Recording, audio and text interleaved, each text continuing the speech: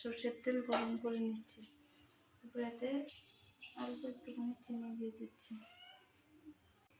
চিনিটা গরম হয়ে গেলে তেজপাতা শুকনো লঙ্কা দিয়ে নাড়িয়ে দিচ্ছি। পেঁয়াজ কুচি,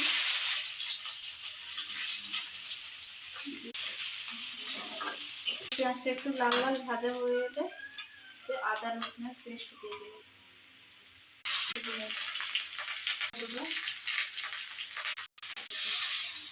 জল দিয়ে দেবো। হয়ে গেছে, একটু জল দিয়ে ফুটিয়ে একটু ভেজে দিলে এতে ডিম দিয়ে দেবো। ডিমগুলো এতে এক এক করে দিয়ে দেবে। রেডি হয়ে গেছে আমাদের ডিমের কারি। এরপর ভালো করে প্লেটে সাজিয়ে নিচ্ছি।